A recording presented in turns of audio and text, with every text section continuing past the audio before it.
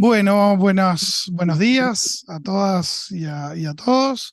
Para nosotros es un gusto hacer esta actividad conjunta entre dos departamentos que tienen un perfil compartido, que tiene que ver con un fuerte foco en la práctica profesional y con un montón de docentes.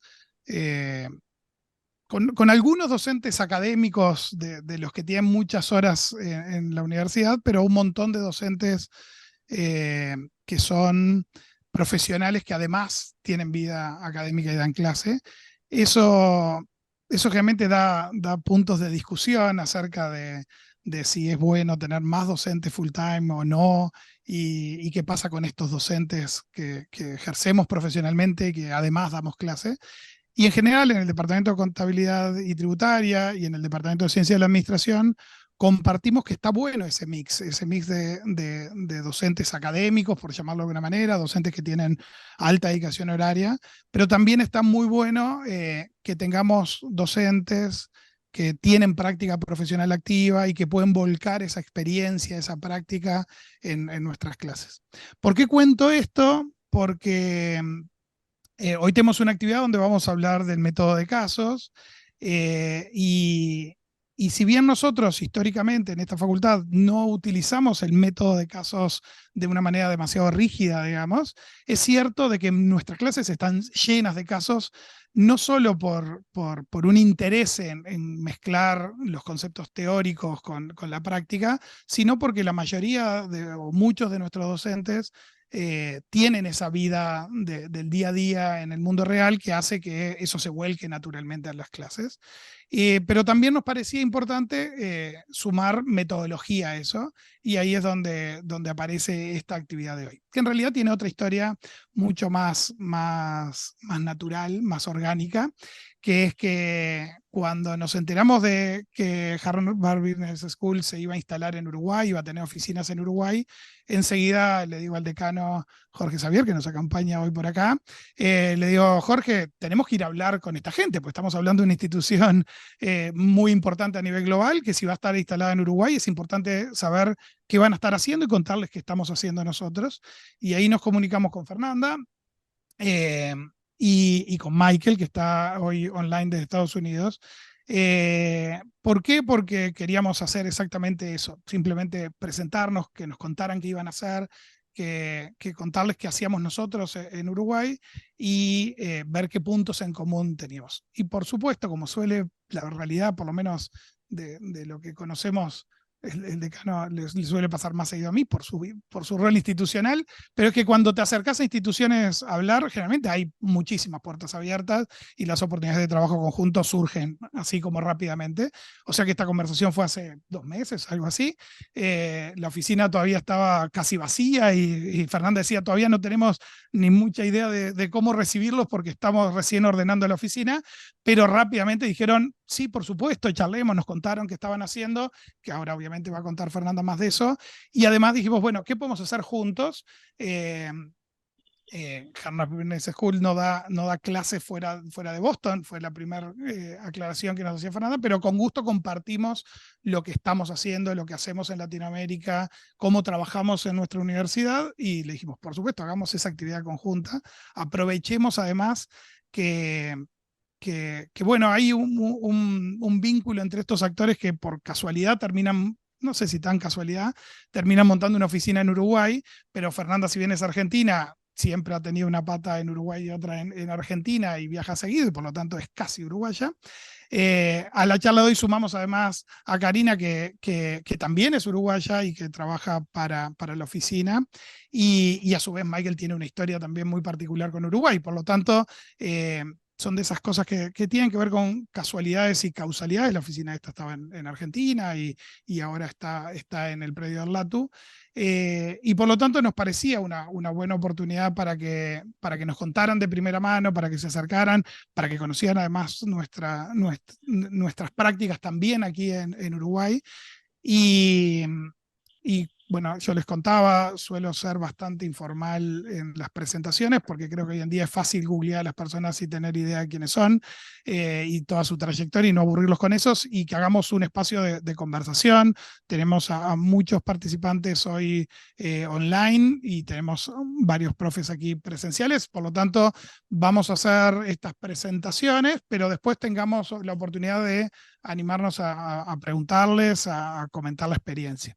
Simplemente para que tengan una idea de los roles de las personas y no profundizar en sus currículum, digamos, Fernanda es directora ejecutiva de la oficina, Karina trabaja en la investigación que genera los casos y Michael es docente y por lo tanto aplica esos casos. Y entonces esas tres perspectivas es un poco lo que queremos recibir hoy. O sea que de mi parte agradecerle a Michael, a Fernanda, a Karina por estar acá. Agradecerles esa generosidad y esa apertura de poder compartir lo que están haciendo. Agradecerle al decano que en particular cuando le dije vamos para Darlatu a reunirnos, enseguida no lo dudó y se prendió conmigo y tuvimos una excelente charla y estoy seguro que además institucionalmente vamos a seguir haciendo cosas juntos y eso creo que es valioso en un mundo tan conectado y tan fácil hacer las cosas online, desaprovechar la oportunidad de tener a alguien con la experiencia que tiene Michael, por ejemplo, conectado, creo que en este momento debe estar en San Francisco, online en Uruguay, es una oportunidad que no se puede desaprovechar. Y creo que tenemos que hacer más también de esas cosas. Además, hoy entre los participantes hay gente que no solo son docentes de nuestro departamento, hay gente de otras instituciones que se han interesado y se han sumado, o sea que también la bienvenida a cada uno de ustedes en esta actividad, que esperemos que sea enriquecedora para todos. O sea, Fernanda, Karina, Michael, gracias por estar y empiezas tú. Buenísimo. Bueno, muchísimas gracias. Ante todo, buen día. Gracias por estar aquí. Jorge, Gabriel, la verdad que es un honor. Así que como ustedes dicen, esto es la primera de muchísimas actividades que vamos a hacer juntos. Bueno, primero les vamos a contar un poquito quiénes somos y qué hacemos, y después Michael Tu, profesor de Harvard, les va a contar más en detalle, va a hablar sobre la pedagogía y sobre la metodología del caso. ¿Quiénes somos? ¿Cómo comenzaron los centros de investigación? Hace un poquito más de 20 años, como ustedes saben, o tal vez no, pero les cuento, en HBS la pedagogía que se utiliza es exclusivamente a través del método del caso. Entonces, nosotros tenemos aproximadamente un poquito más de 40% de los estudiantes que son internacionales, pero los casos en ese momento eran en su gran mayoría, aproximadamente un 90%, de compañías de Estados Unidos y algunas de Europa. Entonces faltaba realmente alinear el research que utilizábamos con digamos, la demográfica, exactamente, la demografía que teníamos en las clases. Entonces ahí surgió la idea de abrir centros de investigación para darle apoyo a los profesores, que son quienes realmente escriben los casos, y nosotros junto con ellos, pero ellos escriben los casos, en distintas partes del mundo. 23 años después, acá lo vemos en el mapa, tenemos centros de investigación en todos los continentes, menos en la Antártida, literalmente. Y como verán también, en las regiones hay varios oficinas. En realidad los llamamos centros, pero son oficinas. En Latinoamérica en particular, y después vamos a entrar en más detalle, tenemos 3 oficinas, una en México, una en San Pablo y la otra aquí en Montevideo, que en realidad nosotros somos el headquarters. Entonces tenemos ese rol doble, si se quiere, de alguna manera. Luego, un poquito sobre qué hace la Global Initiative. Y de vuelta, la Global Initiative somos todos los centros que nos agrupamos dentro de lo que nosotros llamamos iniciativas dentro de HBS.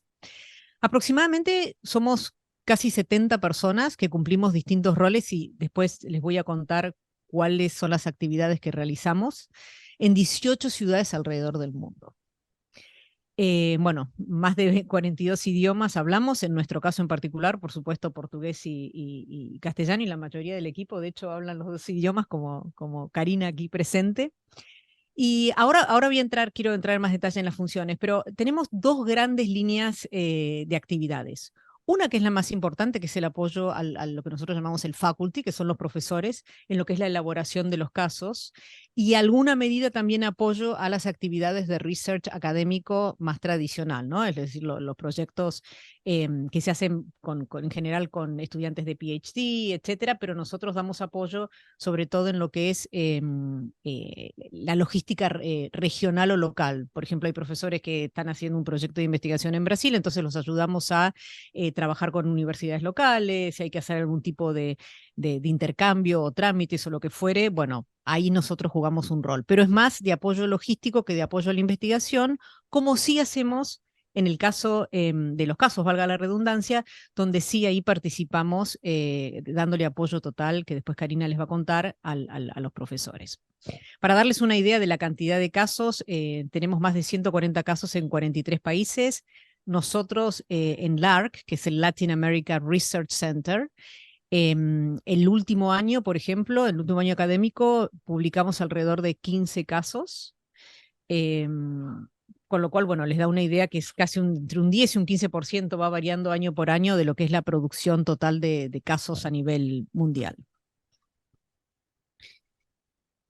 Bueno, acá la idea es contarles un poco cuáles son las actividades que realizamos. Como lo dicen los nombres de todos los centros que tienen adelante las iniciales del continente en nuestro caso una región, no es del continente, y después Research Center. Los Research Centers nacieron exclusivamente como apoyo a la investigación con los profesores. Durante 20 años, como verán aquí, la verdad que se han expandido muchísimo las actividades, pero nuestra actividad principal sigue siendo la investigación. Y para esto le voy a pedir a Karina que nos cuente cómo funciona la elaboración de los casos desde el lado de researcher. Gracias, Fer, gracias, Gabriel. Voy a empezar por contarles que yo en realidad soy egresada de la UDELAR, de la Facultad de Derecho, generación 2000, así que especialmente contenta de poder estar compartiendo con ustedes y contándoles un poco de qué hacemos en HBS y en LARC. Bueno, me toca entonces contarles cómo es el proceso de elaboración de un caso. Primero la idea. El 50% de los casos nace por iniciativa de un profesor de HBS, que en base a lo que son las necesidades de su curso, sus objetivos pedagógicos, se acerca al centro y bueno, nos comenta un poco cuál es su idea, cuál es su necesidad. Muchas veces ya vienen con alguna empresa en mente y nosotros los ayudamos a desarrollar esa idea inicial.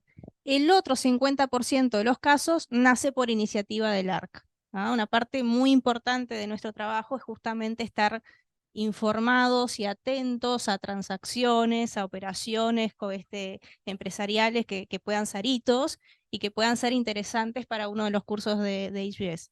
En ese caso hacemos lo que se llama un case lead, donde les contamos de qué se trata y en general ya va apuntado a un profesor porque ya conocemos el perfil de cada uno. Entonces, una vez que nace esa idea, el ARC lo que hace es acercar al profesor de HBS con la empresa.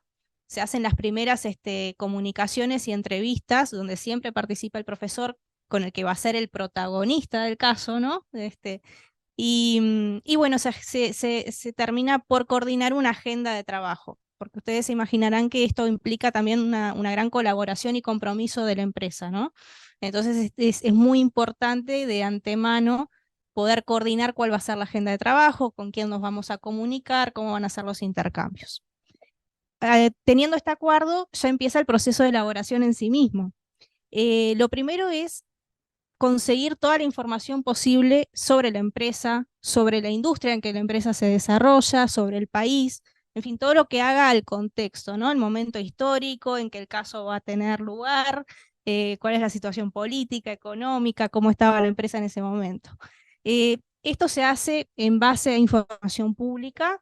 También contamos muchas veces con documentación que nos facilita la misma compañía, y en algunos casos podemos pedir incluso alguna entrevista a algún experto. Y después algo que es para mí lo más interesante y lo más divertido del proceso, que es la visita a la empresa, ¿ah? Que es la visita in situ. El profesor de Harvard de HBS viene a la región y lo acompañamos a visitar la empresa. Entonces eso nos permite conocer la infraestructura, tener la sensación in situ de cómo funciona esa compañía, además de la posibilidad de tener las entrevistas en persona, ¿no? Tanto con el protagonista, que va a ser la persona fundamental del caso y que va a llevar a la decisión, y con otros miembros también del equipo, con otros integrantes del equipo que puedan llegar a ser interesantes para el caso. Entonces eso es como el top de todo el proceso. Y después, bueno, ya arranca el proceso de redacción del caso en sí. Una vez que está redactado, se pide el ok de la empresa.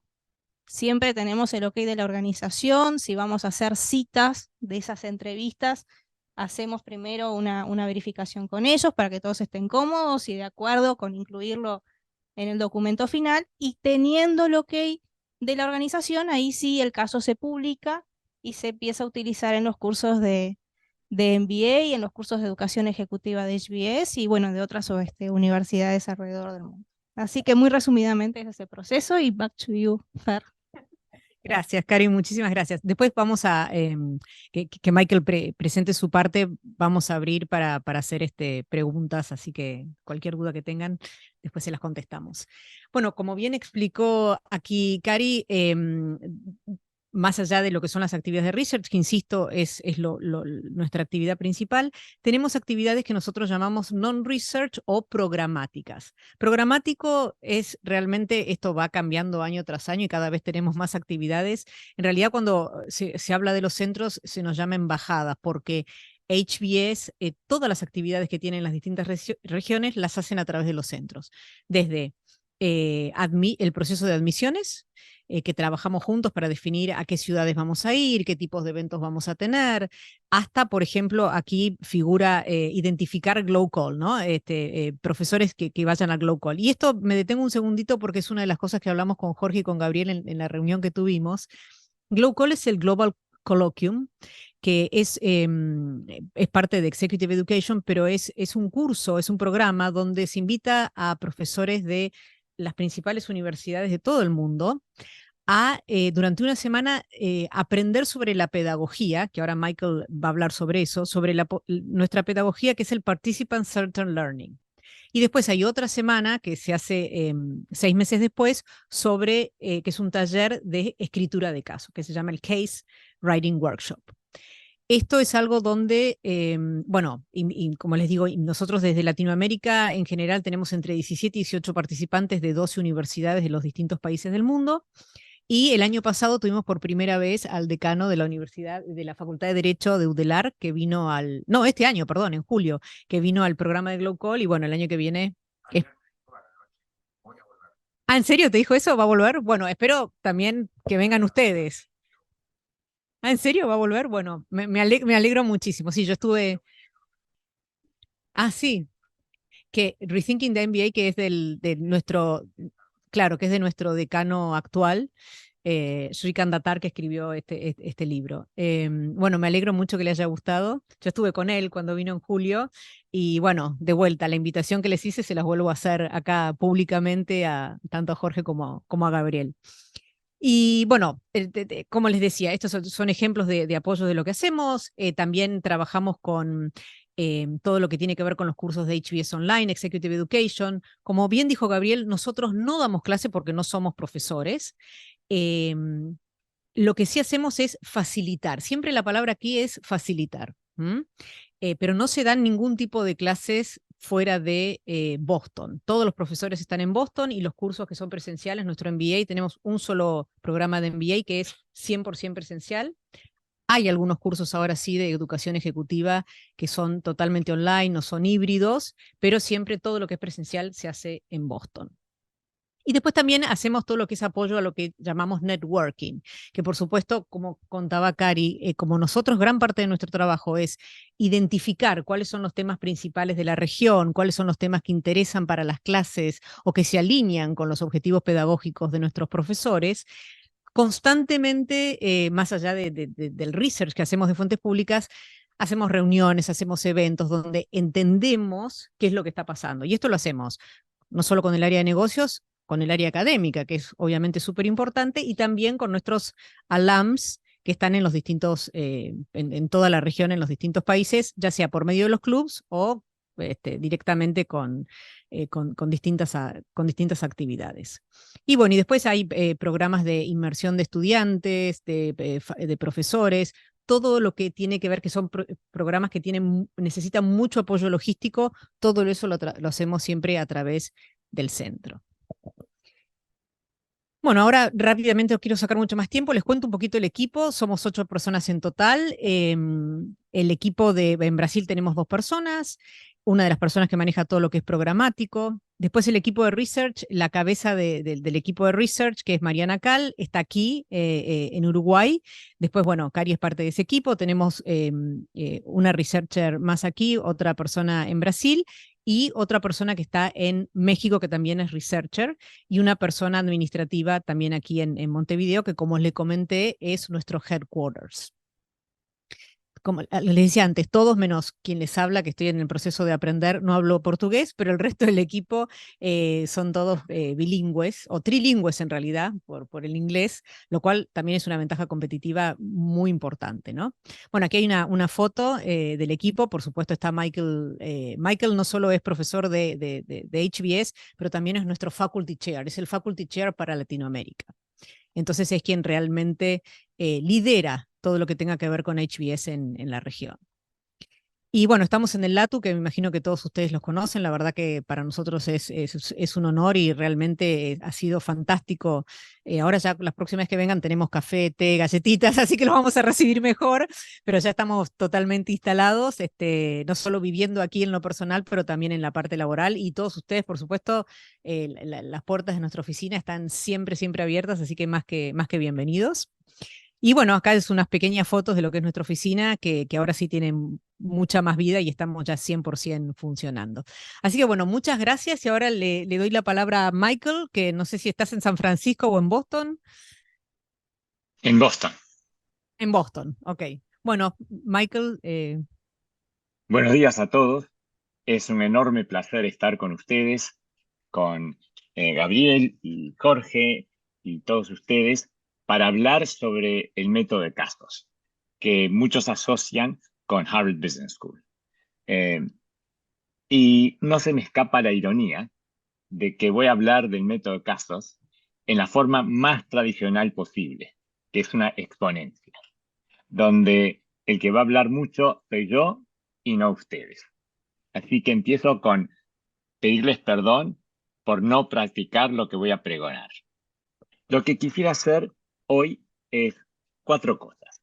La primera es darles una perspectiva desde muy granular de lo que pasa en la clase, porque el método de casos es algo tan diferente a lo usual de que creo que es bueno tener claro la idea de este bicho que vamos a disecar. Y después preguntarnos por qué usarlo. Y tercero, si lo queremos usar, cuáles son los elementos necesarios. Para luego terminar en un diálogo entre nosotros para hablar sobre la metodología, sobre qué funciona, no funciona y cualquier inquietud o pregunta que tengan ustedes. Entonces, en primer lugar, la clase. Y cada clase tiene un caso asignado. Entonces, cuando yo entro a una clase, lo primero que hago es lo abro con una pregunta. Y, por ejemplo, tomando del caso Ceibal, que escribimos con un colega hace poco, puedo entrar a clase y decir, oigan, Ceibal ha estado 2 décadas en el Uruguay y es una joya, pero si ustedes son Leandro Folgar, que es el que dirige Ceibal hoy en día, ¿cuál es la definición de éxito de Ceibal? Entonces, elijo después a un estudiante para que arranque la clase contestando esa pregunta. Y ese es el famoso o notorio cold call de HBS, que creo que es la pesadilla de todo estudiante de que le caiga el cold call. Yo soy un exalumno de HBS, así que a mí me tocó tener el cold call cuando era estudiante también. Y luego de que habla esa primera persona, abro la discusión al resto de la clase, con preguntas como ¿están de acuerdo? ¿No están de acuerdo con lo que acaba de decir el compañero? Y se levantan las manos y yo puedo elegir de las manos levantadas a través de toda la clase o también pedirle que hable una persona que no tiene la mano levantada. Y en la clase es el docente que otorga la palabra. Y nadie habla a menos de que es seleccionado por el docente. Y entonces el rol del docente pasa a ser el de moderador de una conversación. Entonces, el objetivo es buscar el diálogo entre todos los participantes y no que sea un diálogo con el profesor. No es el profesor hace una pregunta, un estudiante contesta y el profesor contesta a la contestación, sino generar una discusión entre los participantes de la clase y guiar la discusión a través de alguna pregunta estratégica en algún momento o hacer algunas preguntas para empujar el concepto de que está hablando un estudiante. Por ejemplo, para que clarifique una opinión. ¿De dónde sale? O para clarificar un punto que acaba de hacer. Y de tanto en tanto, recogiendo todas estas conversaciones, algunos puntos en el pizarrón para dejar un recorrido del diálogo. Y a veces, no siempre, me tomo los últimos 5 minutos de la clase para hacer algún comentario de cierre de la clase del día. Entonces, la preparación, el plan de enseñanza en mi clase, identifico qué puntos claves quiero sacar del caso y las preguntas que pueden llevar a esa discusión. Porque tengo que guiar la discusión, no la puedo imponer. Y en términos logísticos, una clase en HBS tiene de 40 a veces más de 90 estudiantes, dura 80 minutos, con una frecuencia típica de 2 a 3 veces por semana, ese curso. Y un curso generalmente consta de 27, 28 casos. Hay también lo que se llama un mitad curso, que es de 14 sesiones. Y un poco así es como se ve desde el punto de vista del profesor. Del lado del estudiante, el estudiante tiene que leer y analizar el caso antes de entrar a la clase. Entonces, para que en su preparación lo pueda focalizar en el profesor, pone unas preguntas de guía. Las preguntas de guía no es, a veces se van a dar en la clase o no, pero son preguntas para ayudar la preparación del estudiante. Y generalmente son 3 o 4. Y después el objetivo para el estudiante es estar preparado para participar en la discusión del caso. Porque quiere y porque el docente tiene siempre el derecho de pedirle que hable. Y cuando habla, tiene que explicar su respuesta. Y lo ideal es que esté sustentado no por sus opiniones, sino por los datos del caso.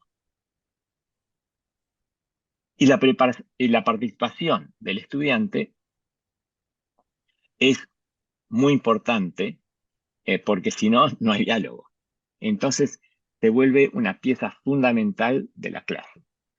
Y se tiene que llevar de acuerdo a principios y normas establecidas que voy a comentar un poco después.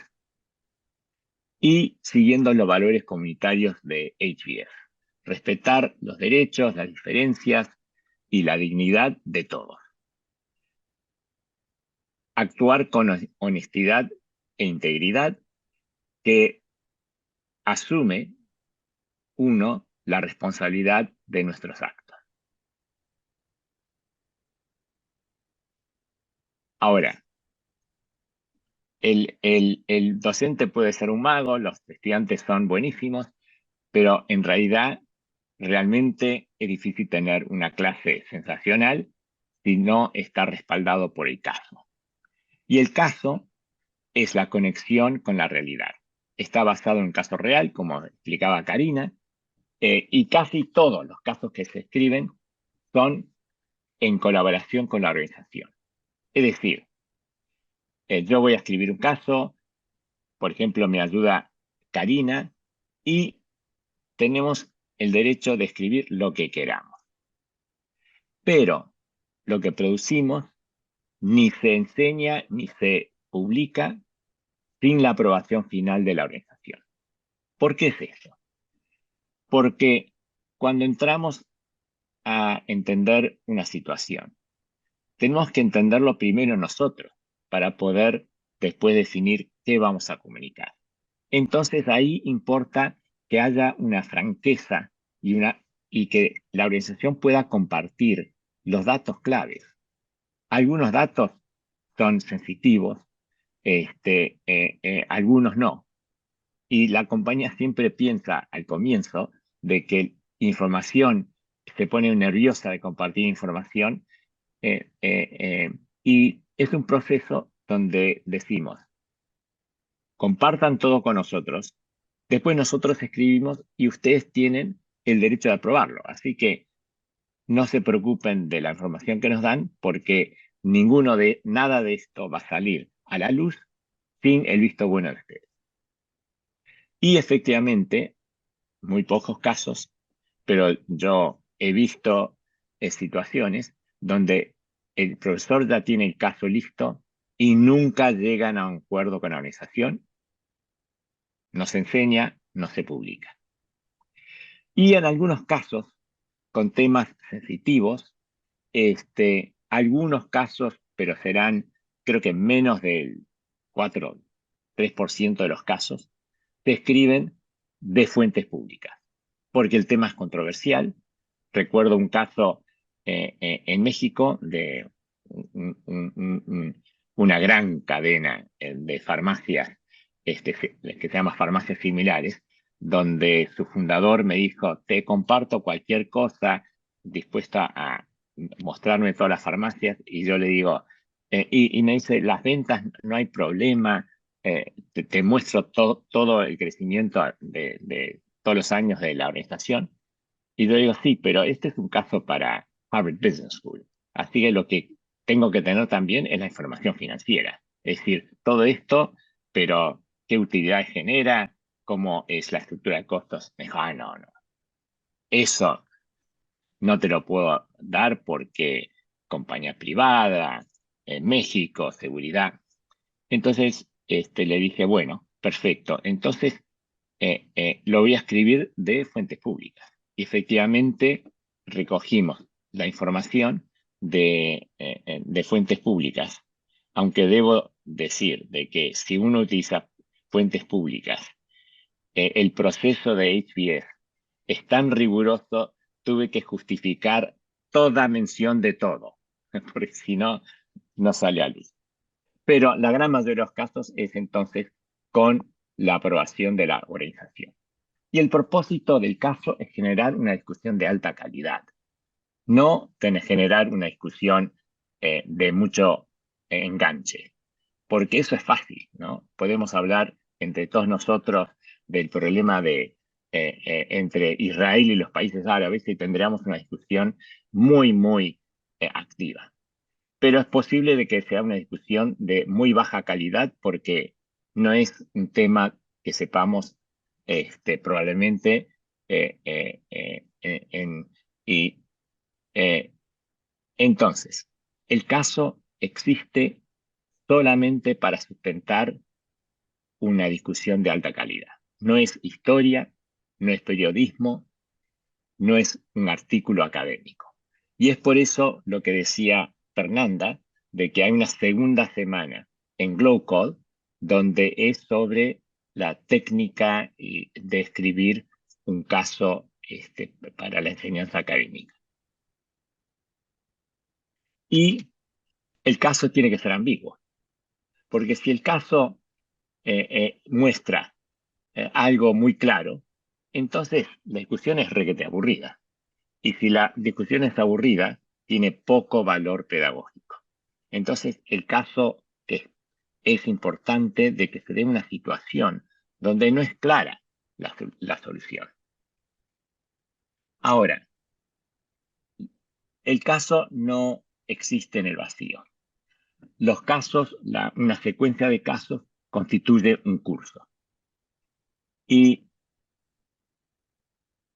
cada caso entonces trata de tocar un punto importante del curso. Y se van escribiendo casos nuevos por dos razones. Uno, para llenar un hueco que uno tiene en su curso, o para actualizar el curso mismo. Pero lo interesante del caso es que una vez escrito y enseñado en un curso, existe para que otros profesores puedan usarlo y muchas veces en forma muy distinta al original. Un ejemplo de un curso y casos es el curso que yo dicto en el segundo año del MBA, que se llama Business at the Base of the Pyramid. Y lo que me interesa en este curso son modelos comerciales que van a lo que yo llamo la base de la pirámide. En el mundo hay en el tope de la pirámide socioeconómica un 10-15% que está muy bien servido. Muchos dirían sobreservido. Y en el otro extremo de la pirámide existe un 7-10% que está en la indigencia o cerca de indigencia. Y eso deja un 70% de personas que pueden tener poco a muy, muy poco y que pueden estar servidos o pésimamente más servidos. Pero lo que me interesa a mí es que lo que tienen se lo han comprado ellos mismos. No se los dio el gobierno, no se los dio el tercer sector. Y entonces mi curso se focaliza en modelos comerciales que van a ese 70%. Y ejemplos de casos que uso 24 casos en el curso. Uno es Manila Water, de las Filipinas. Y ahí se trata de cómo hacerle llegar agua potable. Y por supuesto, agua potable es esencial sin agua potable morimos. Entonces no hay nada más básico que el agua potable. Y el caso es un caso en que de una situación muy mala en Manila se pasa a acceso a agua potable de calidad todos los días, todas las horas, con acceso universal. Bodega Aurrerá en México es la introducción de e-commerce a los sectores populares. ¿Cómo se consiguió? ¿Por qué funciona? Sorrident, del Brasil, es hoy por hoy la cadena de clínicas dentales más grande de América Latina. Empezó y está dirigido para llevar atención dental de primera calidad, de calidad mundial, para la base de la pirámide. Y después Ceibal Uruguay, la introducción de la tecnología y la innovación en la educación pública. 50% de los casos de mi curso tienen 3 años o menos. Y eso refleja el hecho de que tenemos un apoyo tremendo de Fernanda y Karina y sus colegas. Y es importante esa renovación porque la realidad cambia. Entonces, la investigación es identificar qué cambios hay y si son importantes y tratar de entenderlos. Entonces, esa serie de casos nuevos en los cursos es porque el conocimiento del docente, nuestro conocimiento, evoluciona.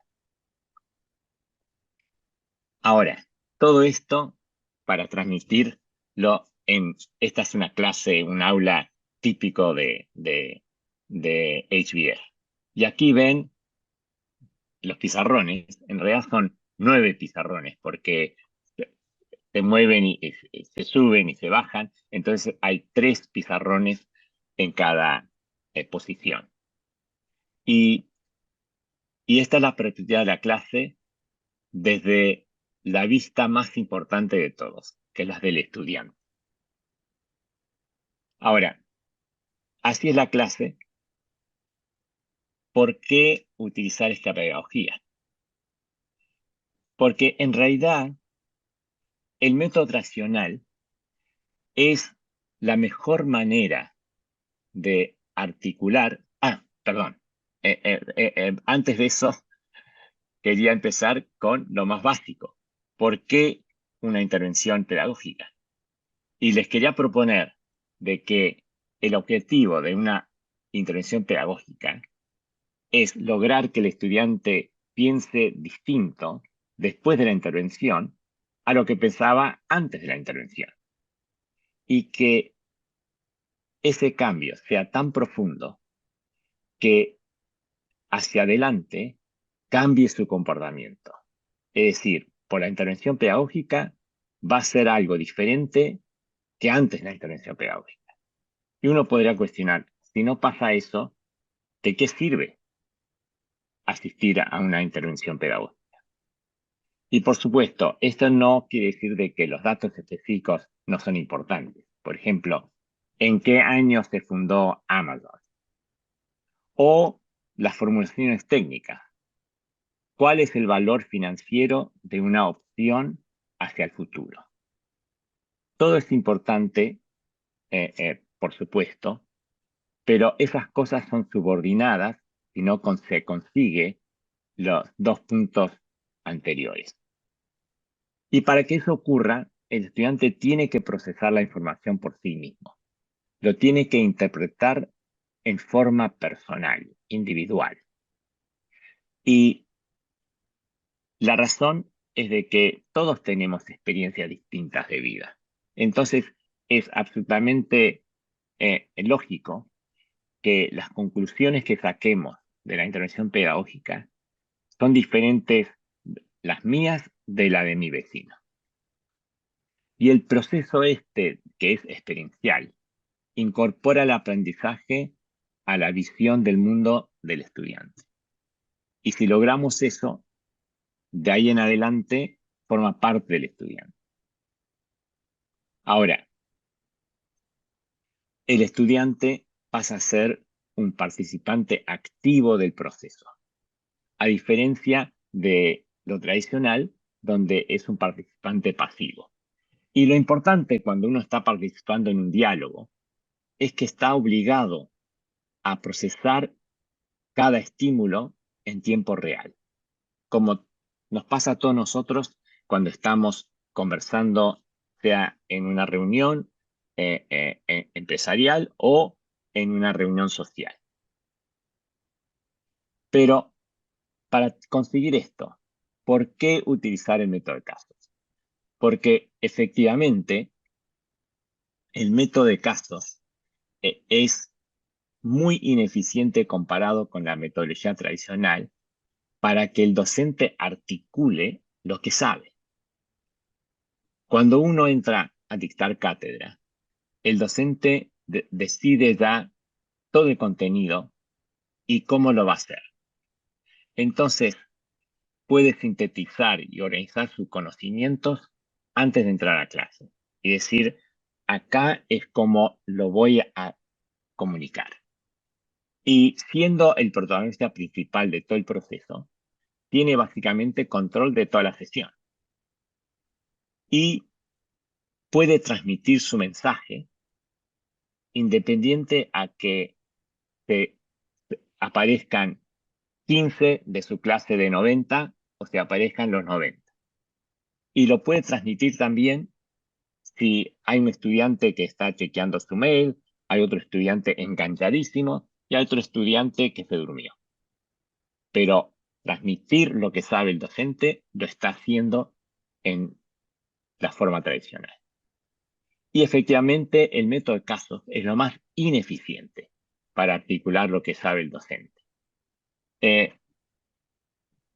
Yo tengo claro en mi mente lo que quiero sacar del caso, lo que quiero decir, pero tengo poco control relativo en términos de controlar la conversación y menos de la forma en que se va a desarrollar. El diálogo lo llevan los estudiantes en el método de casos y el docente lo puede guiar solo a través de preguntas. Y la calidad de la clase lo determina en forma muy importante la asistencia de los estudiantes. Si uno tiene una clase de 90 y se aparecen 15, es una conversación muy distinta. Y el enganche de los estudiantes. Si los 90 se aparecen, pero la mitad está durmiendo, tampoco ha pasado lo que es necesario y fundamental para el objetivo pedagógico.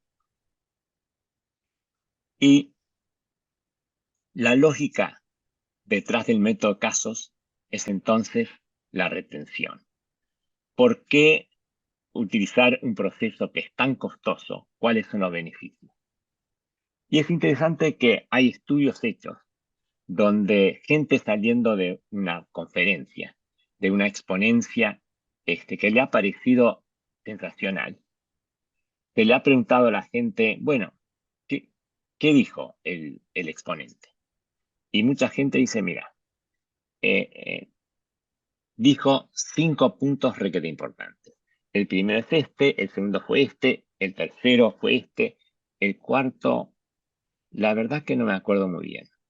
Y la verdad no te puedo decir el quinto. Pero sé que tenía 5 puntos bien importantes. Y eso pasa porque cuando uno va a una conferencia, a una cátedra, es un participa en forma realmente pasiva. Entonces, al escuchar una ponencia, la atención está focalizado en entender lo que está diciendo el expositor, pero no está procesando ese concepto y lo deja para después, o nunca. Entonces, eso lleva muchas veces a definir el éxito de todo ese proceso en la repetición fiel de lo que dice el expositor.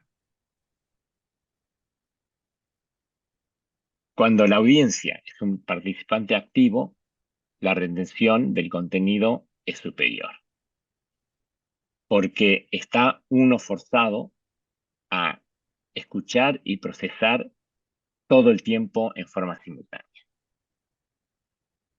Ahora, si uno quisiera implementar, ¿cuáles son los elementos claves? Desde el punto de vista del profesor, necesita generar una nueva competencia, que es la de ser moderador. Y cuando uno pasa de dictar cátedra a un proceso socrático, es fundamental compartir el poder en el aula. Y hay que confiar en los estudiantes y hay que dejarlos hablar. Y entonces uno guía la clase no por dictamen, sino a través de preguntas. Y para mí, cuando empecé a enseñar en HBS, un día en la ducha, como muchas veces uno tiene los descubrimientos importantes, se me ocurrió que todo lo que pasaba en una clase en HBS, lo que servía y lo que no servía, lo que lo llevaba a una discusión mejor o peor, era exactamente lo que funciona y no funciona cuando uno va a cenar con amigos. La diferencia es que uno va a cenar con amigos habiendo todos tenido acceso a la misma información de algo. Entonces, en una cena, qué horrible sería si el dueño de casa, de repente, en la conversación, dice, bueno, basta, no, ahora terminamos de hablar de música clásica, vamos a hablar de los problemas del agro, ¿no? No habría nada peor para la dinámica de una cena si el dueño de casa hiciera eso todo el tiempo. Tiene que tener una preparación previa diferente. Además de pensar en el contenido, y yo muchas veces pienso, esto es lo más fácil, yo sé qué problemas tiene el caso, por qué lo voy a usar. Entonces el contenido no es lo más que hay que preparar. Lo que hay que preparar es la discusión. ¿Cómo voy a llevar esta clase? Y paso mucho tiempo, aún habiendo enseñado el caso 1000 veces, porque toda clase es diferente, porque los participantes son diferentes. Y me paso mucho tiempo pensando cuál pregunta voy a hacer para abrir la discusión. Y créanme de que esa pregunta es clave porque puede llevar la discusión de manera fluida y, y con un enganche de la clase. Y si la pregunta inicial es mala, uno ya empieza perdiendo y está luchando para empatar. Y uno se pregunta cómo logro generar una discusión que no solo sea con mucho enganche, pero que sea de calidad. Y entonces todo esto requiere mucho juego de cintura, porque el profesor tiene que seguir la corriente de la conversación. Y esa corriente lo llevan los comentarios de los estudiantes. Entonces, para el docente, la pregunta siempre es, ¿cómo logro volver a encauzar la discusión si se está disparando en vías de que no son tan productivas? Y eso requiere modificar el plan de enseñanza todo el tiempo. Y muchas veces me ha tocado de que tenía un punto para discutir hacia final de la clase y aparece un comentario al principio que me permite entrar en eso en forma natural y tengo que cambiar mi plan de enseñanza. Y tener el juego de cintura todo el tiempo de hacer eso. Y eso va a la cita que les puse de Moltke, que es de que no hay ningún plan de batalla que sobreviva el primer disparo. Ahora, ¿qué se requiere del estudiante? Requiere una preparación previa. Entonces tiene que leer y analizar el caso antes de llegar a clase. Y esa preparación determina la calidad de la discusión. Tener estudiantes mal preparados, mala discusión. Es mala discusión porque empieza a basarse en opiniones y en preconceptos y en lo que ya venían pensando de una situación. Y no es una discusión pedagógica, valiosa en lo pedagógico. Y requiere de que el estudiante analice a partir de los datos del caso y no de todo ese manojo de preconcepciones y emociones que tenemos todos. Y requiere que participe en el aula, porque como en una cena, si no habla nadie, no va a haber una buena discusión. Y requiere de que lo exponga públicamente su posición. Y la verdad que al hacer eso, en realidad afina muchísimo, porque requiere que profundice y no se quede en lo trillado. Y creo que también es un principio de equidad, porque el estudiante en una clase de método casos aprende los comentarios de los demás. Entonces me parece que realmente le debe a la clase expresar sus opiniones para que sean parte del aprendizaje de sus compañeros. Y la verdad que también en HBS está incentivado en el caso de que muchas veces, es decir, típicamente, la participación en clase es 50% de la nota. Y es necesario de que los estudiantes acaten los protocolos y las reglas establecidas. Una de ellas es puntualidad. La clase comienza y termina a la hora indicada. ¿Por qué? Porque es muy intrusivo de que uno está tratando de conducir una discusión que ya está en curso y empiezan a llegar otras personas. Entonces las clases tienen que empezar en hora y terminar en hora. Y tiene que haber una orden de la gente aceptar de que tiene que levantar la mano para hablar y no estar interrumpiéndose. Y también es para poder hablar y conversar en forma realmente productiva, hay que empezar por escuchar.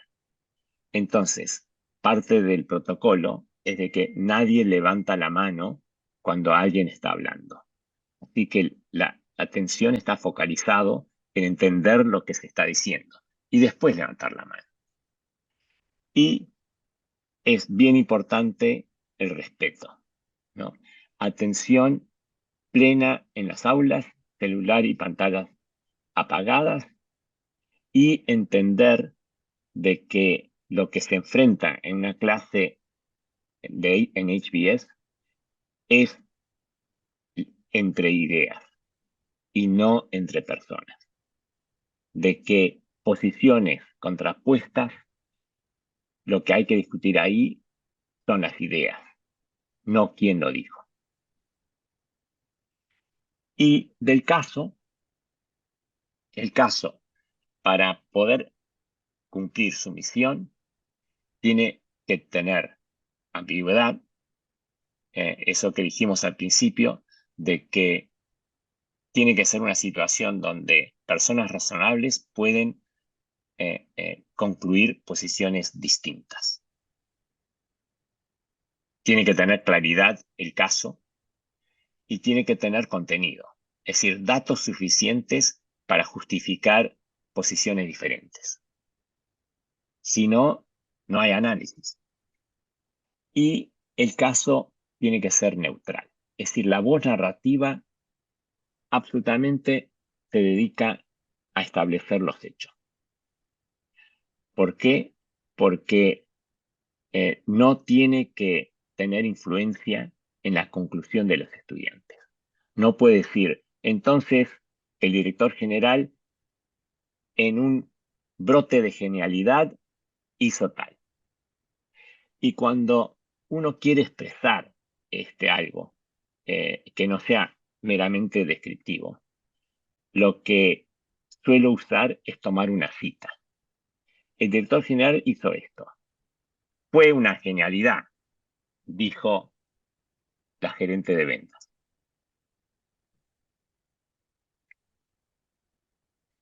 El caso tiene que ser conciso. Siempre está tratando temas complejos, pero el caso no se puede extender demasiado. En general, los casos de HBS son de 12, 14 páginas, seguidas por muchas páginas de cuadros y tablas y todo lo demás. Pero el texto, cuanto más breve, mejor. Y la razón es muy simple, porque lo que el estudiante tiene que priorizar, lo que tenemos que hacer que el estudiante haga, es dedicarle el tiempo que le va a dedicar a este caso, no para leerlo, sino para analizarlo. Y el caso debe incluir la toma de una o más decisiones claves, porque efectivamente no queremos que quede como una discusión técnica o teórica, sino práctica. Y eso es para forzar al estudiante, para usar su análisis, para empujarlo a llegar a una conclusión. De nada sirve el análisis si no ha ayudado a la decisión. Entonces, en la clase, de nada sirve decir, aquí lo que está pasando son dos cuestiones. Por un lado, tal, tal, tal, también por otro lado, tal, tal, tal. Cuando pasa eso, yo siempre digo, sí, está requete interesante, pero ¿cuál es la decisión? ¿Qué decidís tú? Y eso es lo que maximiza el enganche del estudiante porque lo coloca en un rol totalmente activo. Y quiero terminar para contarles la breve historia del caso en Harvard. Harvard Business School lo utiliza para todo, pero no fue el primero. Los primeros en desarrollar el caso fue Harvard Law School, la Facultad de Derecho. Y ahí el caso se aplica para el análisis de un hecho ya transcurrido. Esto ya pasó. Y el caso sirve para preguntar, bueno, en esta situación que ya pasó, ¿qué leyes están en juego? ¿Y quiénes son los responsables? Y el objetivo es ayudar a los estudiantes a argumentar las distintas posiciones posibles de la mejor manera. Y después de en la Facultad de Derecho pasó a HBS. Y en HBS el caso es el análisis de una situación que se está desarrollando, está en el presente.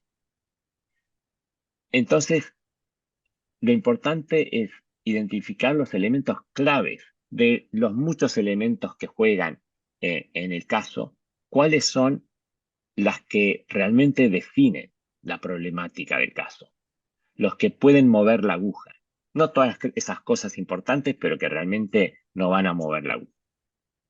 Y habiendo identificado eso, ¿qué opciones son posibles? Porque el objetivo del caso en HBS es ayudarlos a gestionar la toma de decisiones bajo situaciones de incertidumbre, donde siempre sería bueno saber más, donde siempre habría que pasar más tiempo analizando. Pero el tiempo se acabó y hay que tomar decisiones. La tercera facultad en Harvard que utiliza casos y el más reciente es la Facultad de Medicina.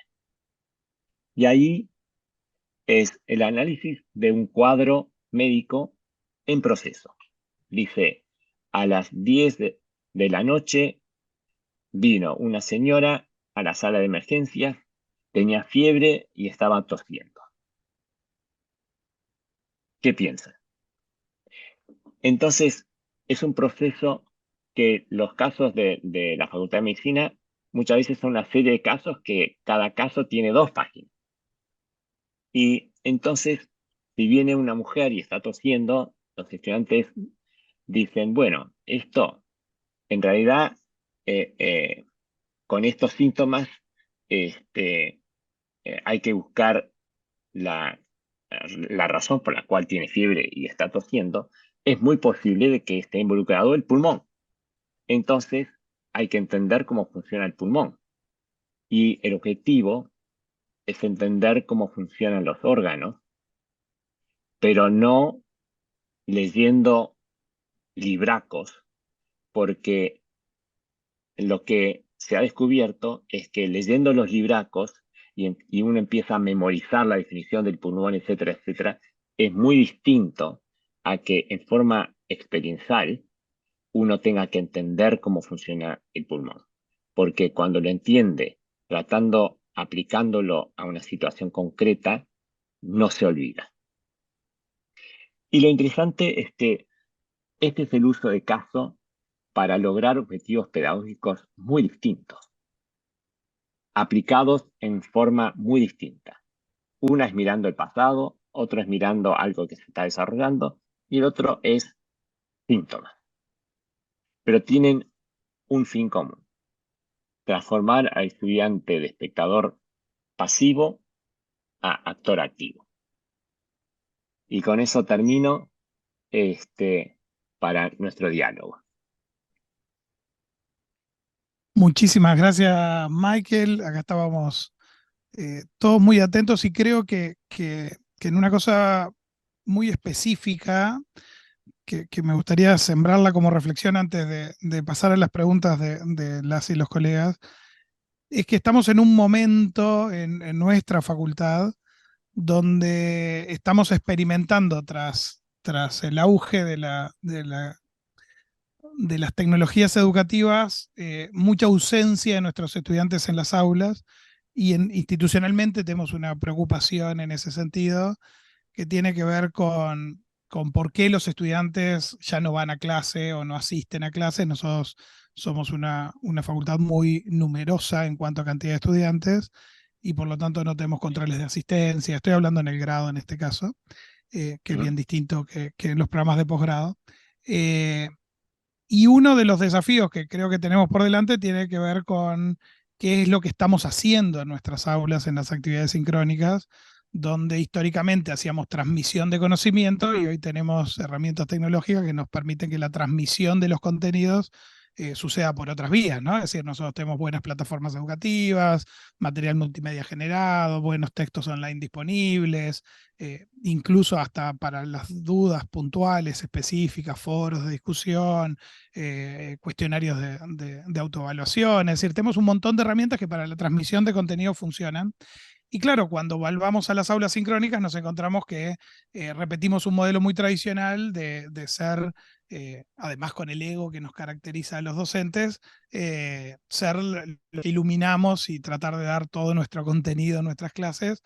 Y creo que esto de centrarnos en el estudiante como un participante activo, donde el docente tiene que disminuir ese ego hermoso que tiene y escuchar más y confiar que de la discusión entre los pares surgen competencias valiosas y surgen contenidos valiosos, creo que es clave. Digo esto porque más allá de la metodología específica del método Casos, creo que si hay un concepto que creo que nos deberíamos llevar todos, tiene que ver eh, con ese rol activo del estudiante y a su vez esa bajar un cambio nosotros, ¿no? Como decimos en Uruguay, ¿no? Es decir, nosotros como docentes asumir de que no necesariamente tenemos que ser los protagonistas y la estrella y los que estamos arriba de la tarima y los que tenemos que encantar, sino de que lo que tenemos que ser grandes facilitadores. Por eso creo que la información que presenta Michael, no solo además muy ordenada, y creo que vamos a tener a todos pidiéndome las presentaciones y los contenidos y la grabación de esto, quédense tranquilos que la vamos a tener, porque creo que hay muchos de esos puntos que están mencionados ahí que, insisto, más allá de la metodología específica, nos deberían ayudar a repensar nuestras prácticas, creo que son claves, o sea que de mi parte muy agradecido con tu exposición y obviamente con la exposición de las compañeras aquí, que nos ayudan un poco más a entender esto. Ya por el chat vi que hay un montón de preguntas que Lorena me está haciendo, gestos que tuvo la gentileza, además de pasármelas a mi WhatsApp para poder verlas acá. O sea que si les parece las voy planteando, primero las que han ido surgiendo online y después obviamente también a las que están acá.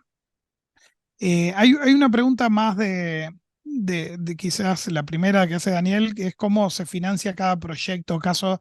eh, Supongo que Harvard tiene como en su ADN esto de crear los casos y por lo tanto es parte digamos, del trabajo permanente y digamos, del presupuesto de funcionamiento, pero eh, enganchado con eso, habla Claudio Barone sobre la propiedad intelectual también de los casos y cuál es el rol del docente en eso, si hay regalías que recibe el docente por haber trabajado en la elaboración del caso, si hay regalías que los investigadores que participan de esos casos tienen o cómo oseen sus derechos una vez que lo trabajan. Hay un tema que creo que puede llegar a ser Sí, interesante. No sé si Michael o Fernanda quieren responderlo, como cómo ustedes. no.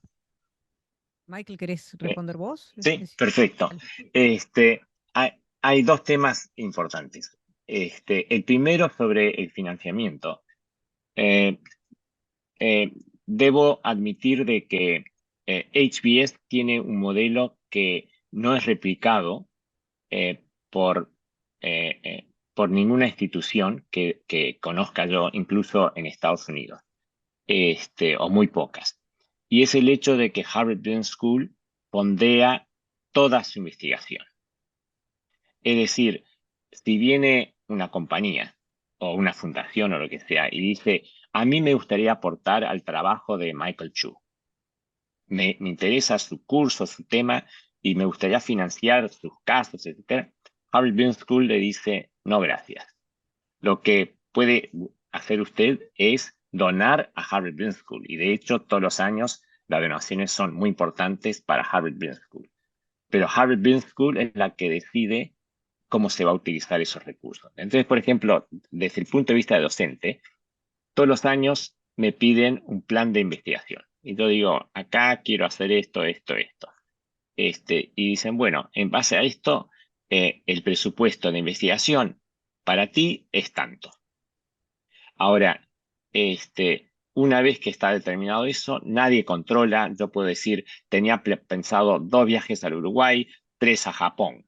Nadie fiscaliza, porque el control es por los resultados. Tú dijiste que ibas a hacer tal y cual, hiciste o no hiciste, porque tú sos la mejor persona que puede definir si querés ir al Japón o al Uruguay.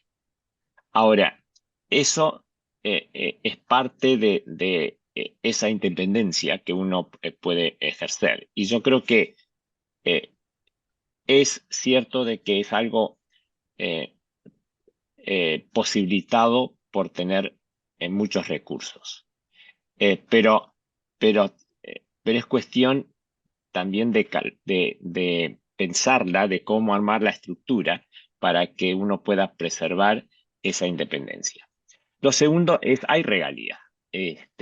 La propiedad intelectual de todos los casos es de Harvard Business School, es de Harvard. Pero todos los años me llegan regalías de mis casos. Y hay unos casos que dicen de que arriba del 90% de los casos que se enseñan alrededor del mundo en las escuelas de administración vienen de Harvard Business Publishing. Y todos los años me llegan regalías de los casos míos que otros han comprado, etcétera. Pero también es cierto de que, aunque siempre es bienvenido, me da para ir a cenar muy bien con mi señora varias veces y nada más. Lo cual no es menor. No, es verdad.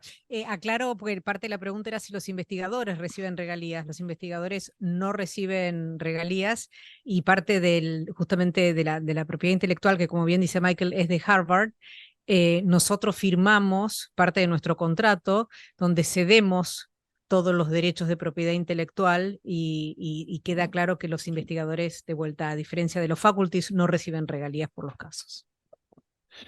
Ahí tengo otra pregunta de Daniel que plantea un aspecto que tiene que ver con que Harvard sí sus casos y sus dinámicas de clase son con estudiantes presenciales, pero ¿cómo funciona esto cuando lo llevas a clases mediadas por tecnología, ¿no? Con el tema de la pantalla y de las cámaras apagadas de los estudiantes, ¿cómo han visto que se dan esas discusiones de los casos en ese entorno virtual? Sí, sí. Bueno, en primer lugar, voy a hablar del grueso de nuestras clases, que es el programa de MBA, el programa de educación ejecutiva. Y es una pregunta muy interesante porque la pandemia nos forzó a que veníamos enseñando presencialmente y de repente hubo la pandemia y en una semana pasó todo a Zoom. Y después se volvió a la realidad actual. Las clases de HBS en el MBA son todas presenciales. El estudiante que no pueda asistir, salvo muy raras excepciones, no puede engancharse ni a escuchar por Zoom. Entonces, se ha reforzado muchísimo de que el proceso es presencial. Claro que Zoom y otras tecnologías nos han permitido traer a la clase, por ejemplo, participantes que viven muy lejos, pero que se enganchan a través de Zoom. Aunque en el caso que enseño yo, la mitad de las clases tienen los protagonistas y casi todos están presencialmente. Ahora, el proceso, respondiendo también, Gabriela, a lo que tú decías, eh, eh, hay que verlo, creo yo, desde el punto de vista del estudiante. Cuando se dicta una cátedra en forma tradicional, en realidad no hay necesidad de que el estudiante esté presencialmente. Porque si va a ser alguien que habla como estoy haciendo yo, lo pueden ver donde están ustedes y todos los compañeros que están enganchados por Zoom han visto la misma cosa. Entonces yo creo que hay que darle una razón a la presencia en clase que tenga sentido para el estudiante. Entonces, en el método de casos se viene dando y después fue interrumpido por Zoom y la pandemia, pero vuelve a ser presencial porque es un proceso que no puede ser más que presencial.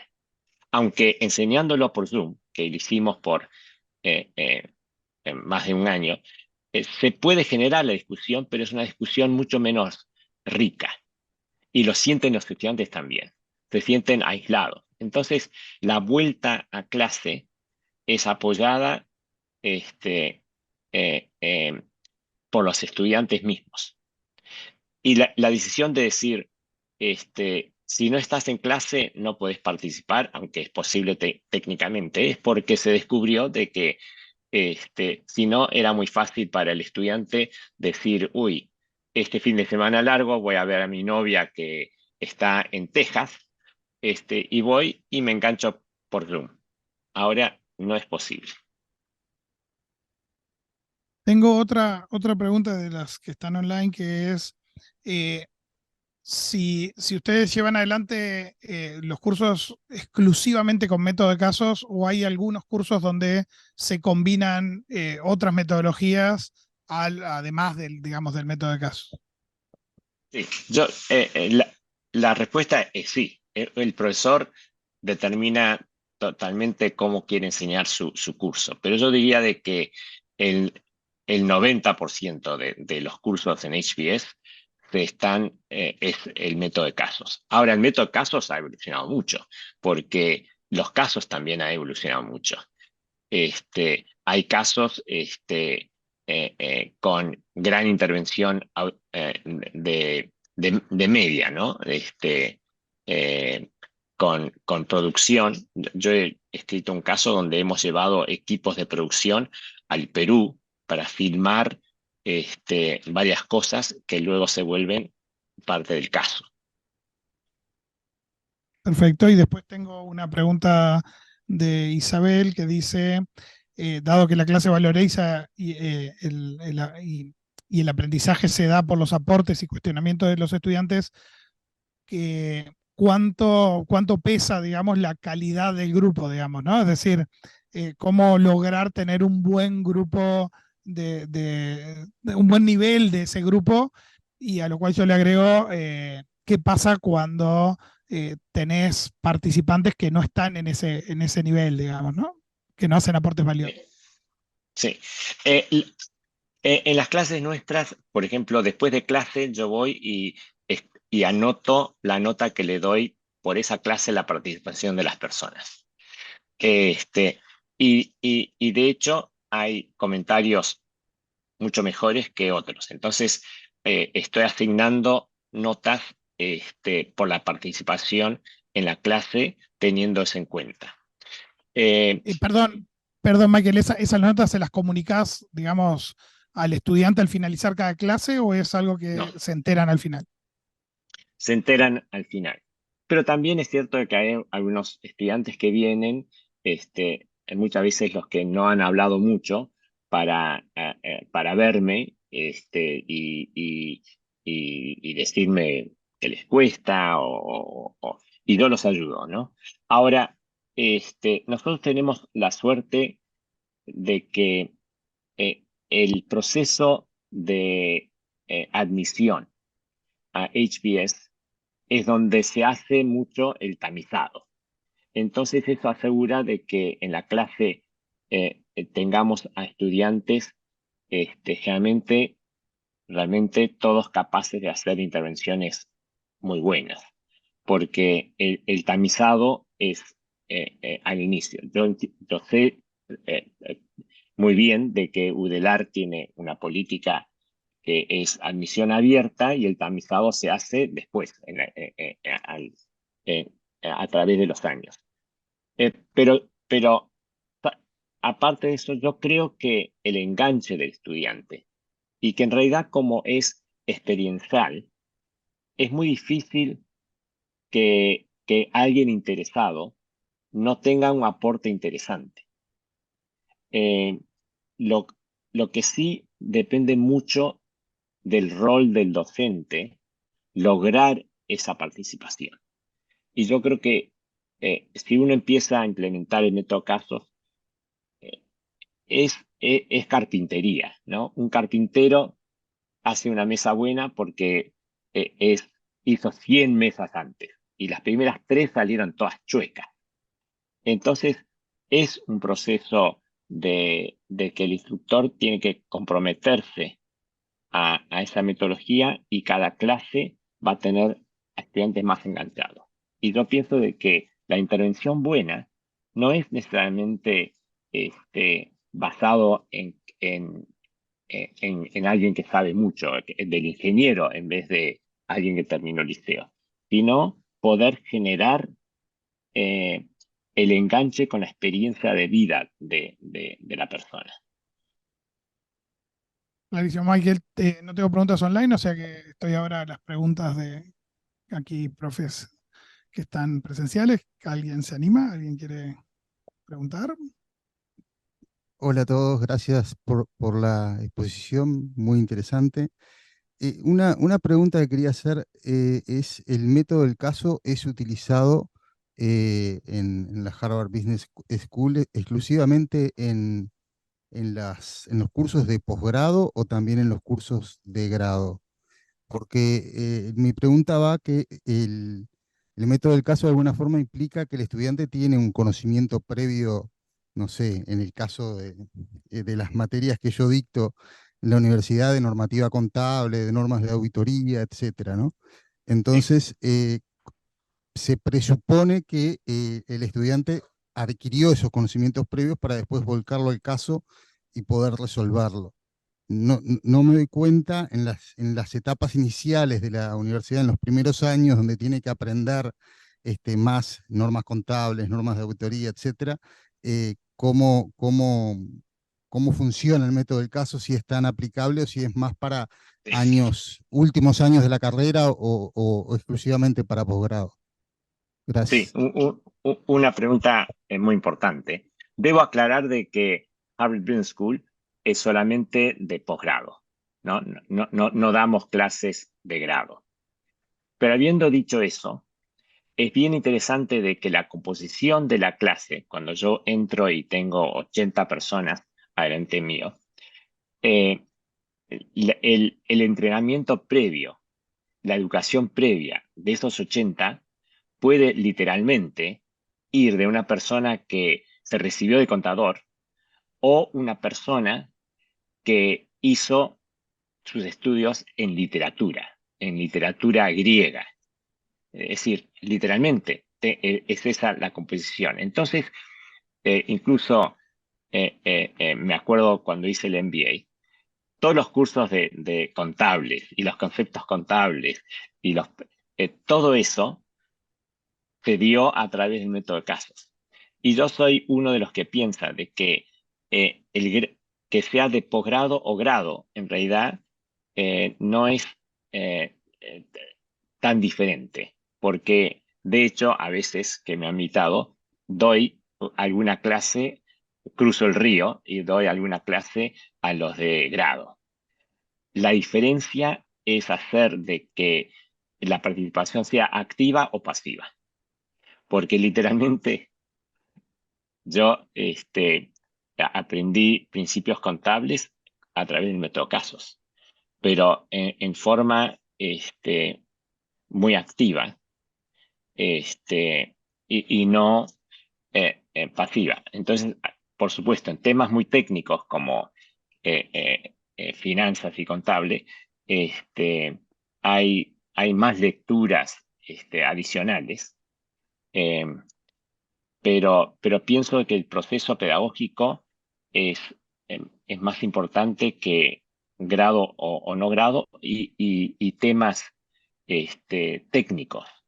Este, eh, Creo que se pueden enseñar también a través del método de casos, pero por supuesto en forma eh, eh, eh, diferente a la de un caso de estrategia corporativa, ¿no? ¿Alguna otra pregunta? Ahí tenemos una. ¿Qué tal? Bueno, muchas gracias. La verdad que te agradezco un montón porque me gustó mucho tu exposición y tu claridad conceptual y sobre todo la humildad con la que estás exponiendo el tema. En el caso mío, soy docente de precios de transferencia, que es una especialización en tributaria, donde lo que tenemos en algunas de las clases son sentencias del tribunal, de un tribunal, digamos, del TCA, que me parece que pueden ser interesantes trabajarlas desde el método del caso, partiendo, digamos, de los hechos históricos de la situación, ¿no? Y que apuntan también a la ambigüedad, porque está la posición del contribuyente versus la posición de la administración, por ejemplo. No sé eso qué te parecía a vos. Y después la otra reflexión es que es difícil hacer todo el curso basado en la metodología del caso, porque hay como un porcentaje del curso en que la técnica o la normativa también se le tiene que enseñar. O sea, creo que por lo menos particularmente en mi caso sería la combinación de ambas metodologías de enseñanza. Sí, absolutamente. Primero, me parece buenísimo la aplicación de casos en una situación como la que describís tú. En primer lugar, porque, especialmente en este caso, porque las leyes y el fisco muchas veces no funcionan exactamente según tu intuición. Entonces, por ejemplo, relatar un caso que se dieron estas cosas y aplica la ley o no. Es una situación que creo que es todavía más importante, más interesante, porque hay muchas cosas de de los reglamentos fiscales y las leyes que son contraintuitivas. Y eso es, creo que, bien interesante, especialmente para enseñarlo en casos. Ahora, en términos de, por ejemplo, conocer las leyes tributarias, que es algo básico, yo creo que en el método de casos lo que se podría hacer es asignar la lectura de esas leyes. Entonces, estas son las leyes. Y después usar el caso justamente para llevar eso que han leído a la práctica. Tú leíste estos artículos y reglamentos, te da esta situación. ¿Aplica o no aplica? ¿A qué grado aplica o no aplica? Entonces, es justamente el aprendizaje de esos reglamentos de una manera, creo yo, que puede ser muy efectiva, porque lo fuerza a traducir lo que ha leído a una situación real. Hola. Bueno, lo mío es más como una reflexión de cosas con las que me quedo, que de una pregunta. La primera pregunta me la contestó acá el compañero del costado, que era si era para grado o posgrado, porque me parece que variaba, y sobre todo el compromiso del estudiante en esto de la exigencia previa a la llegada a clase. Y me queda esa sensación de que sí es aplicable al grado, que nosotros en alguna forma muy artesanal, yo vengo desde el departamento de administración, de una forma muy artesanal venimos trabajando en eso. ¿Cuánto nos queda por desarrollar, ¿no? Nosotros, yo vengo de una materia que se llama Administración y Gestión de las Organizaciones, y bueno, ¿no? Y trabajamos todo en base a casos, más bien son casos, no tiene toda esta metodología, no es más desde lo artesanal y más de repente a partir de artículos de prensa, y cada clase tiene esta corte, bueno, un teórico, y después cómo pasamos ese teórico al análisis de ese caso en particular. Entonces me parece que ahí tenemos mucho para desarrollar. Me quedo con esto que planteaba Gabriel, del tema de la tecnología y de lo que hacemos los docentes en clase. Entonces a veces pienso que nuestra gran traba es la masividad, y entonces pienso, bueno, ¿qué pasa si destinamos todo lo que son las clases expositivas a medios digamos, informáticos, y utilizamos esos recursos docentes para tener grupos más chicos y realmente aplicar lo que son, en vez de clases expositivas, trabajarla a partir de estas dinámicas más participativas. Y también después dar un paso más en esto de que a veces no todos somos conscientes de...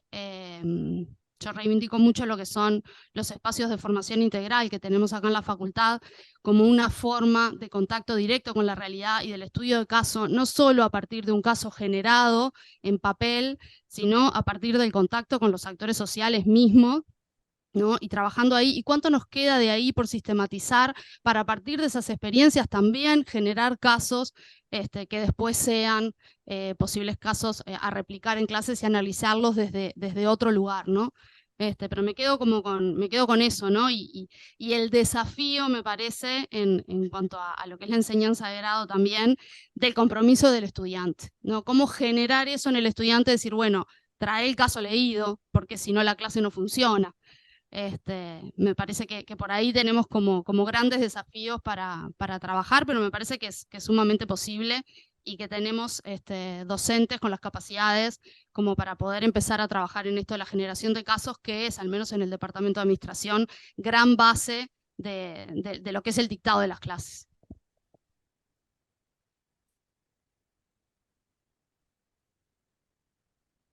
Bueno, muchas gracias por la charla, porque estuvo espectacular. Me quedé con una duda que no me quiero ir sin la respuesta. Cuando presentaste la evolución de cómo se fueron incorporando las diferentes escuelas de Harvard al estudio de casos, primero leyes, luego business y posteriormente salud. Entonces, el objetivo en salud era la toma de decisiones, mientras que el objetivo de business era la toma de decisiones, mientras que el objetivo en salud era el estudio del pulmón, creo que decía algo así, de los órganos.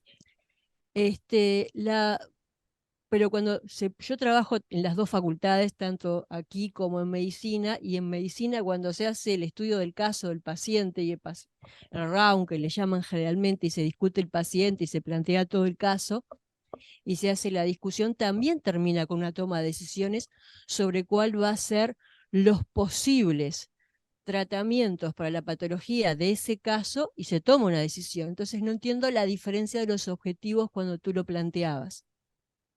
Sí, cómo no. Creo que es la siguiente.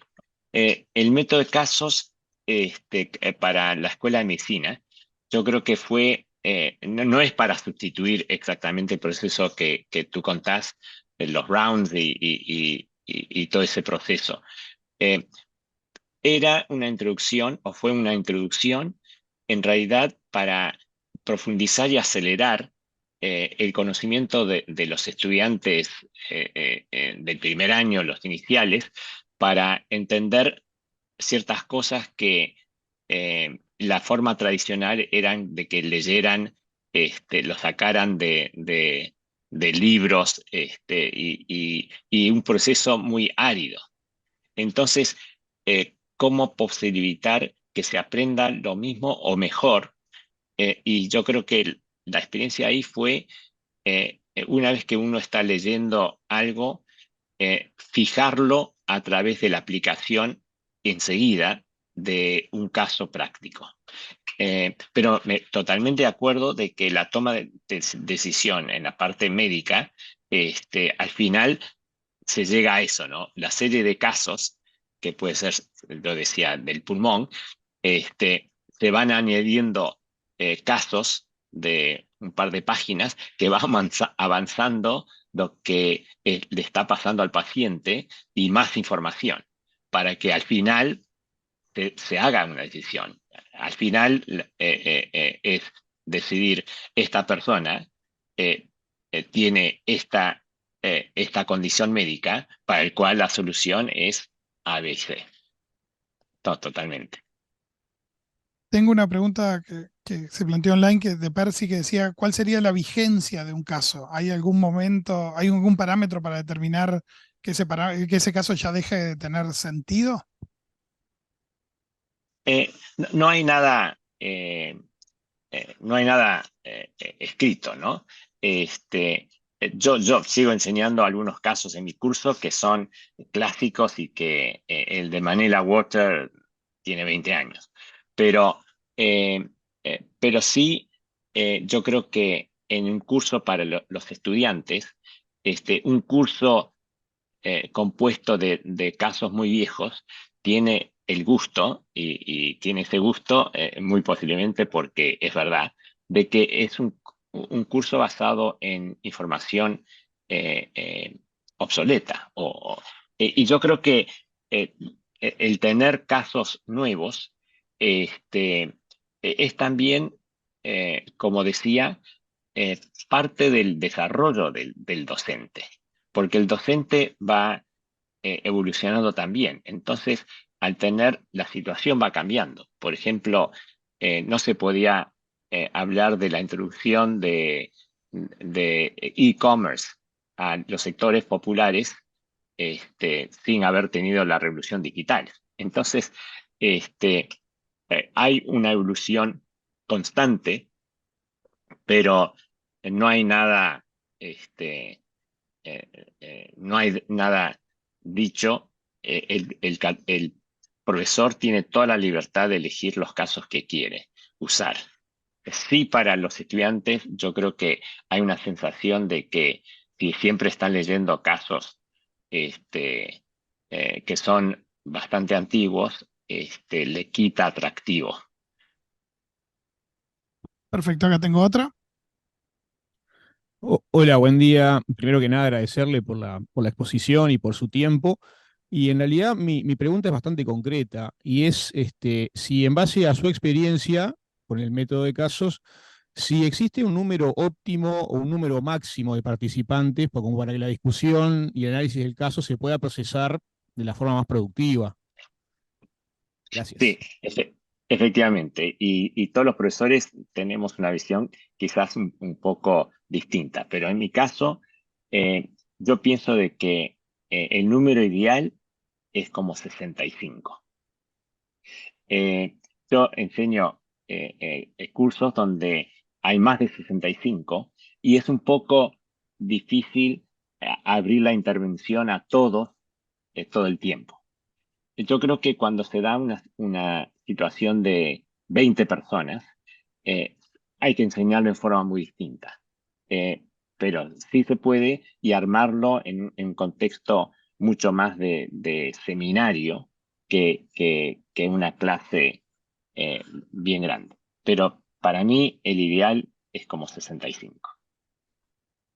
Por aquí me preguntaban online si, si esto es informativo o formativo para los docentes o si es una iniciativa institucional de la UDELAR. Había otro comentario que hablaba sobre que el método es inobjetable, pero no significa que sea aplicable a todas las situaciones, que tiene algunos temas vinculados a la presencialidad y cómo la distancia permite acceder a otros estudiantes. Hago una aclaración, simplemente esto es una actividad más de las muchísimas que hacemos, donde la idea es conocer otras cosas, conocer otras herramientas, conocer otras realidades.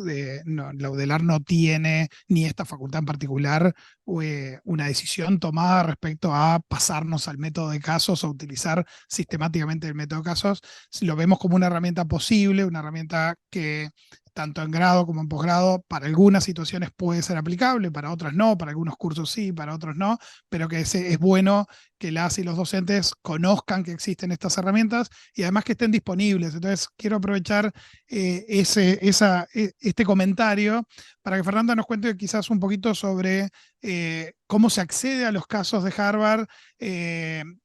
Por un lado, algunos aspectos que están vinculados a costos y a pagos, pero también a otras cosas que están disponibles, porque los casos que produce Harvard, no sé si todos, pero muchos de ellos están disponibles para otras instituciones.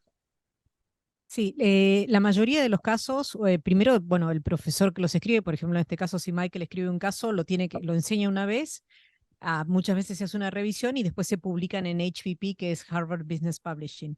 Una vez que están publicados en HBP, son de acceso público Y hay dos formas de comprarlos. Una es, suponte tú, Gabriel, decís, ay, me interesa este caso, lo compro yo directamente y lo compras. Otra forma es lo que se hace la compra institucional de alguna manera. Entonces, Udelar, por ejemplo, tiene un acuerdo con HVP y ya son compras, se hablan de compras masivas, es decir, de grandes números, donde el sistema obviamente es un precio diferente y hay un código de honor. Entonces la Udelar dice, bueno, yo creo que voy a comprarte o te compro 300 casos o lo que fuere, digamos, y después, bueno, se paga por eso y después se hacen los números a fin de año si se usó más o menos, pero digamos de esta forma, estas son las dos opciones de comprar. Cuando se hace la relación institucional, dando el ejemplo de Udelar nuevamente, se dan un código de acceso, entonces vos con tu mail de profesor, por ejemplo, Gabriel, podés entrar directamente a la plataforma de HVP y comprás el caso que te interesa para X cantidad de alumnos, ¿no? Y bueno, hay otras cosas también que están dentro de HVP. Uno es, también Michael lo mencionó, no solo figura el caso, sino que la mayoría de los casos tienen lo que se llama el teaching note, ¿no? Que es obviamente el plan de enseñanza. Y esto también es muy importante y es muy valorado por los profesores al momento de tener acceso, digamos, al caso, porque realmente facilitan, y Michael, vos si querés explicar un poquito más lo que es un teaching note, ¿no? Pero facilita mucho al momento de utilizar el caso. Y también existen otras cosas en nuestras plataformas, como ser, por ejemplo, simulaciones que se utilizan también mucho y otros temas, además de los casos, hay artículos, etcétera, dentro de la plataforma de HVP, que es quien, bueno, publica todos los materiales pedagógicos nuestros. Sí, una acotación que puede ser útil. Todo catedrático, es decir, todo profesor puede bajar una copia de un caso que le puede interesar una vez. Entonces, y es una versión que sale con a través de todas las páginas, dice do not copy. Entonces, pero permite a un profesor que le parece interesante el caso, bajarlo en forma totalmente gratuita para leerlo y decir, ¿esto me sirve o no me sirve? Entonces, toda persona con credencial académica puede tener accesar un caso una vez para verlo, estudiarlo, revisarlo. Sí, eso es uno de los corolarios, digamos, de esto, contarles, porque he tenido la oportunidad de registrarme, digamos, como docente en la plataforma y efectivamente, como dice Michael, uno puede navegar por la lista de casos, tiene filtros y uno puede elegir sobre las temáticas que quiere enseñar y en muchísimos casos están disponibles tanto el texto del caso e incluso como las guías para el docente accesibles para uno descargarlas con una marca de agua, uno acepta condiciones que dice que no se puede usar el caso en clase, pero sí uno puede hacerse una idea de determinadas cosas y principalmente para entender la metodología, que es un poco la temática de hoy. Creo que está bueno que nuestros docentes exploren esa herramienta que no tiene costo. Obviamente, el ejemplo que daba Fernanda de acuerdos institucionales, aclaro por las dudas, no existe con HSS, o sea que no se ilusionen de que van a tener casos gratuitos, pero siempre las posibilidades de pedir, de tramitar estas cosas o de hacer compras puntuales para programas puntuales siempre están abiertas. Justo se fue el decano cuando íbamos a pasar el pedido de recursos para estas cosas, ¿no? Pero ciertamente están esas tres componentes, ¿no? El acceso gratuito para conocer, para entender los casos, e incluso diría yo, porque lo hemos hecho en algunos cursos, es descargar un caso de Harvard, entender la lógica del caso y tratar de pensar una dinámica que no es metodología de casos pura en base a esa problemática en particular y aplicarlo en casos, y eso obviamente sí es claramente utilizable. Lo que uno no puede hacer, porque tiene marca de agua que marca que no lo deja hacer, es descargar ese caso en PDF, hacerle copias y distribuir a estudiantes y aplicar el método de casos con una marca de agua que dice no usar, digamos, ¿sí? Después está la otra opción, que es comprar casos individuales, y a veces nuestros docentes creo que desconocen de que si bien somos una universidad pública con un presupuesto restringido, hay recursos cuando uno los pide y cuando uno tiene un objetivo y un plan y una acción en particular. por lo tanto también creo que tenemos que aprender, principalmente nuestros departamentos de contabilidad tributaria y ciencia de la administración, de que hay herramientas para utilizar y hay que saber pedirlas y hay que acercarse, hay que reclamarlas y pelear por ellas. Y obviamente el tercer nivel es ese acuerdo institucional que se puede tener para hacer un uso más generalizado, que por las características de nuestra facultad es muy difícil por los volúmenes que mantenemos, pero también son cosas a ver, a discutir, que requieren madurez y desarrollo de este tipo de cosas. O sea que les invito a hacer eso, y que si alguien no logra registrarse o no logra entender cómo funciona esa parte, con gusto hay varios docentes que ya hemos accedido a la plataforma y podemos asistirlos, apoyarlos en ese proceso. Ahora, una Sí. aclaración, la gran mayoría de los casos está en inglés, pero Fernanda, tú puedes comentar que también hay en español y portugués. Era justo lo que iba a decir, Michael, que tenemos aproximadamente 2.800 de nuestros casos traducidos ya al castellano y aproximadamente unos 700 a portugués. Así que bueno, creo que esto no es un número menor. Y otra cosa también, aprovéchenos a nosotros si en algún momento alguno de ustedes quiere utilizar la metodología del caso y les interesa que los ayudemos a entender, a navegar, si se quiere, esta plataforma que tal vez al principio no es tan fácil. Por supuesto, contáctenos, más que contentos de poder ayudarlos. Sí, y sepan que hay casos de muchísimas temáticas y muchos casos actuales, digamos, ¿no? Una de las cosas que es la preocupación de esta oficina para Latinoamérica es que haya casos sobre las realidades de Latinoamérica. Entonces se encuentran casos sobre eso. Eso es algo que charlamos en su momento con Fernanda. Hay un equipo trabajando en investigación para desarrollar problemáticas que tienen que ver con Latinoamérica, y eso me parece valioso. Mira, esto nos pasa con con muchas instituciones.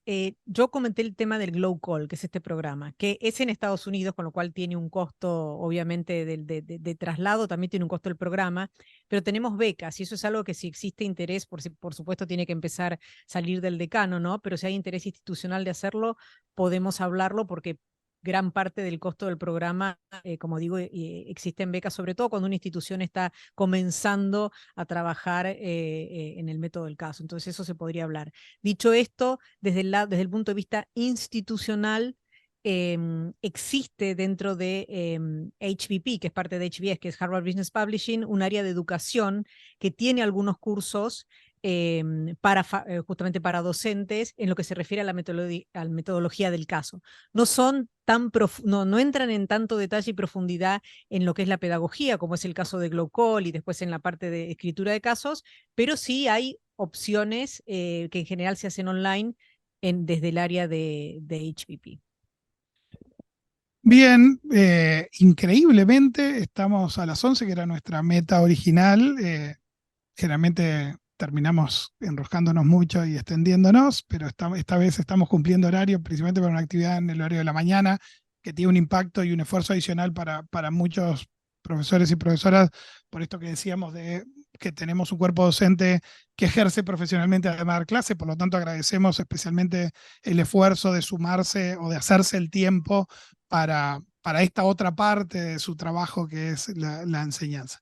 Obviamente agradecer también a Michael por sumarse a distancia. Esperemos que cuando esté otra vez por Uruguay nos podamos encontrar y aprovechar que ahora sí hay café en la oficina de Harvard para charlar un buen rato mano a mano.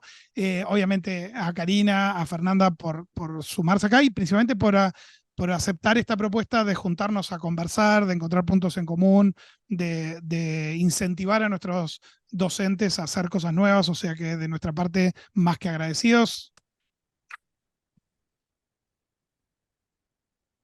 Muy bien, muchas gracias.